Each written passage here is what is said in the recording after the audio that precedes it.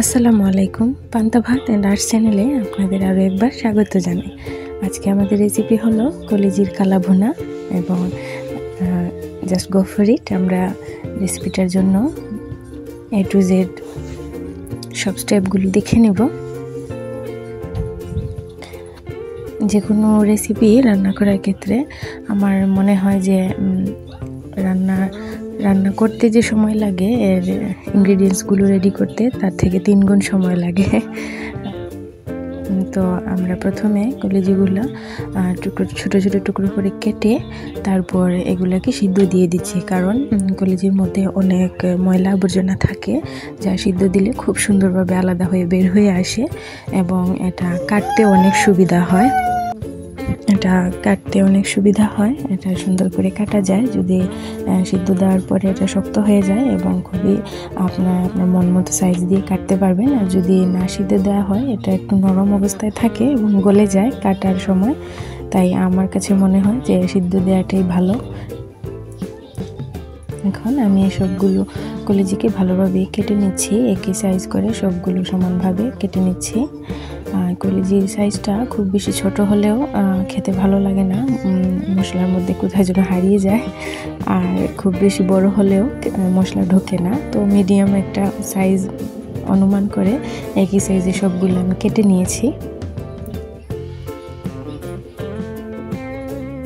এই তো খুব সুন্দরভাবে সিদ্ধ হয়েছিল এগুলো এবং কাটাটাও খুবই সুন্দর হয়েছিল।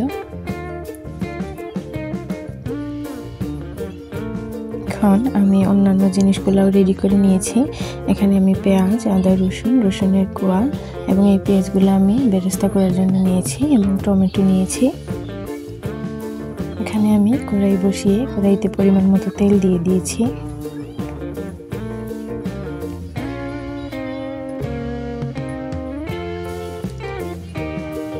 এখন আমি বেরেস্তার জন্য যে পেঁয়াজগুলো কেটে রেখেছিলাম ছোট করে, ওইগুলা দিয়ে আমি বেরেস্তাটা ভেজে নেব প্রথমে।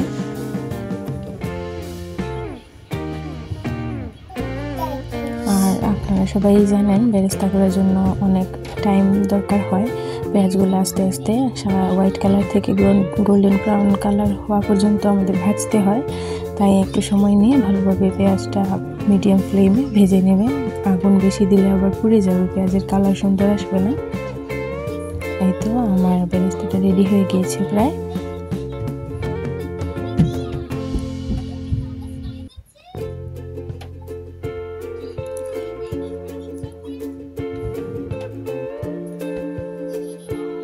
ভালোভাবে নেড়েচেড়ে একটা স্টেইনার দিয়ে পেঁয়াজগুলো তেল থেকে উঠিয়ে নেব এবং আলাদা একটা পাত্রে রেখে দেব। এখন যে তেলে বেরেস্তাটা করেছি সেই একই তেলে আমি কালা ভুনাটার বাগারটা দিয়ে দেব এবং আমি প্রথমে এখানে দারুচিনি আর এলাচ দিব, যাতে এর ঘ্রাণটা তেলের মধ্যে সুন্দরভাবে ছড়াতে পারে। এখন আমি পেঁয়াজ দিয়ে ভালোভাবে এটাকে তেলের সাথে মিশিয়ে দেব। পেঁয়াজটা একটু কুক হওয়া পর্যন্ত আমরা এটাকে ভাজবো, এটা যাতে নরম হয়ে আসে এবং হালকা একটা কালার চেঞ্জ হয়, ততক্ষণ পর্যন্ত আমরা এটা ভাজবো।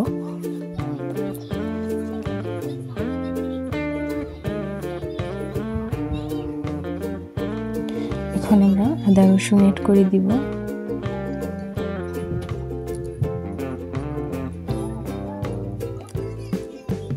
আদা রসুনটা দেওয়ার পরে ভালোভাবে নেড়েচেড়ে দিতে হবে যাতে আদা রসুনের গন্ধটা চলে যায় এবং আদা রসুনটাও ভালোভাবে কুক হয়ে যায়।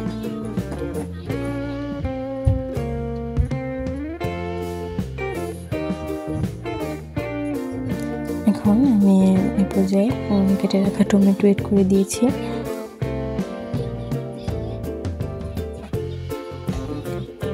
এখানে আমি পরিমাণ মতো লবণ দিয়েছি, দিয়ে আবার নেড়েচেড়ে ভালোভাবে এড করে দিয়েছি।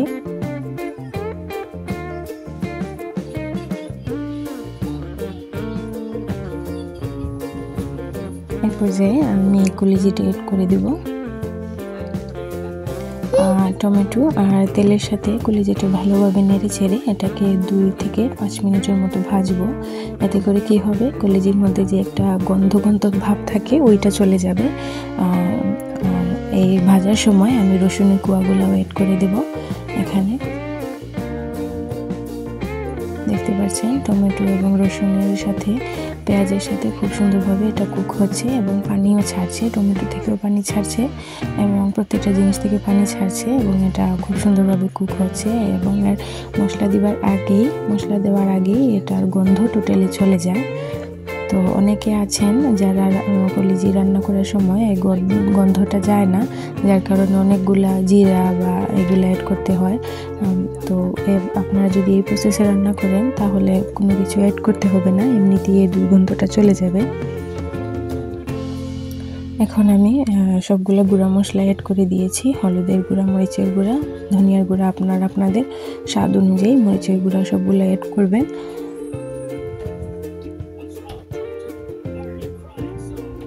ভালোভাবে মশলার সাথে নেড়ে চেড়ে গুঁড়া মশলাগুলোকে আমি অ্যাড করে দিয়েছি, মিক্স করে দিয়েছি। এখন ওয়েদারটা খুবই খারাপ হচ্ছিল, হঠাৎ করে অন্ধকার হয়ে গিয়েছিল, তাই আমাকে লাইটটা অন করতে হয়েছে। দেখতেই পাচ্ছেন এখানে আমি একটু পরিমাণ পানি অ্যাড করেছি, কারণ মশলাগুলো একদম শুকনো হয়ে গিয়েছিল। একটু পানি অ্যাড না করলে পুড়ে যাবে। এখন আমি 5 মিনিটের মতো হাই ফ্লেমে না দিয়ে মিডিয়াম হিটে 5 মিনিটের মতো জাল করব, এটাকে ঢেকে রেখে দিয়ে।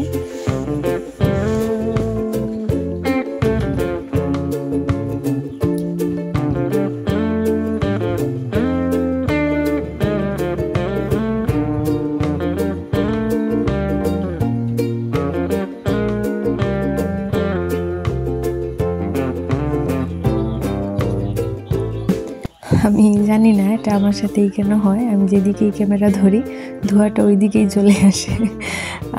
তো সবগুলা ধোঁয়া ওই দিকেই চলে যায় যেদিকে ক্যামেরা থাকে। যাই হোক, দেখতেই পাচ্ছেন খুব সুন্দরভাবে এটা কুক হয়েছে এবং এই পর্যায়ে মনে হচ্ছে যে খাওয়া যাবে। এই পর্যায়ে এসেই এটা পুরোপুরি অলমোস্ট 80% কুক হয়ে যায়। তো এভাবে আপনারা রান্না করলে কলিজাতে কোনো গন্ধও থাকবে না, খুব বেশি পরিমাণ পানিও দেওয়া লাগবে না একে জাল করার জন্য। আপনারা এই টিপস অ্যান্ড ট্রিক্সগুলো ইউজ করে খুব সহজেই রান্না করতে পারবেন। এবার আমি করে রাখা বেরেস্তাগুলো অ্যাড করে দিচ্ছি।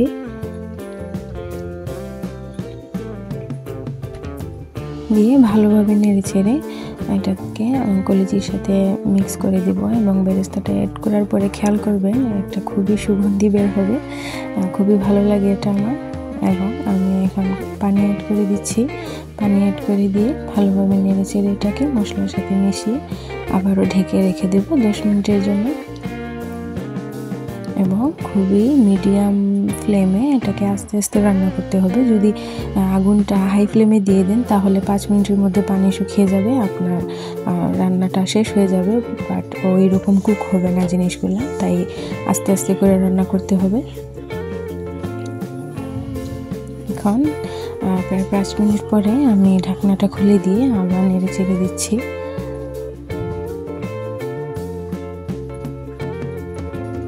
দেখতেই পাচ্ছেন এটা কালা ভুনার কালারটা আস্তে আস্তে চলে আসছে এবং খুবই সুন্দরভাবে কুক হচ্ছে। আর যে ঘ্রাণটা আসছিল ওইটা খুবই মজাদার ছিল, আপনারা যখন কুক করবেন তখন বুঝতে পারবেন।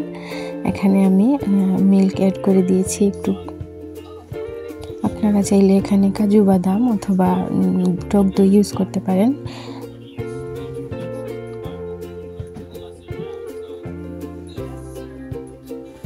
এই পর্যায়ে আমি 2টা শুকনো মরিচ মাছ দিয়ে কেটে এখানে অ্যাড করে দিয়েছি।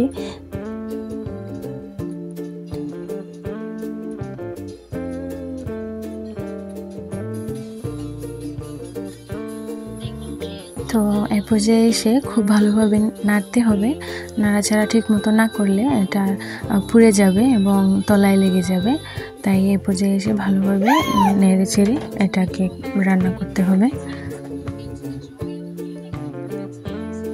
আমি আবারও ঢেকে দিয়েছি কিছুক্ষণের জন্য এবং এটা কুক হচ্ছে।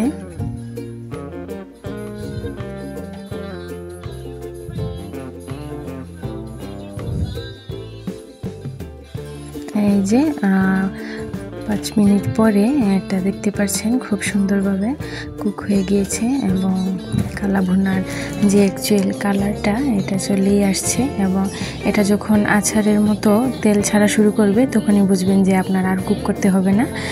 দ্যাটস এনাফ, আপনার রেসিপিটা রেডি হয়ে গিয়েছে। এখন আপনি গরম গরম প্লেটে নিয়ে সার্ভ করতে পারবেন, গরম ভাতের সাথে, রুটির সাথে, পরোটার সাথে। আপনারা আপনাদের স্বাদ অনুযায়ী যে কোনো কিছুর সাথে এটা খেতে পারবেন। অসাধারণ স্বাদ ছিল, খুবই মজার রেসিপিটা।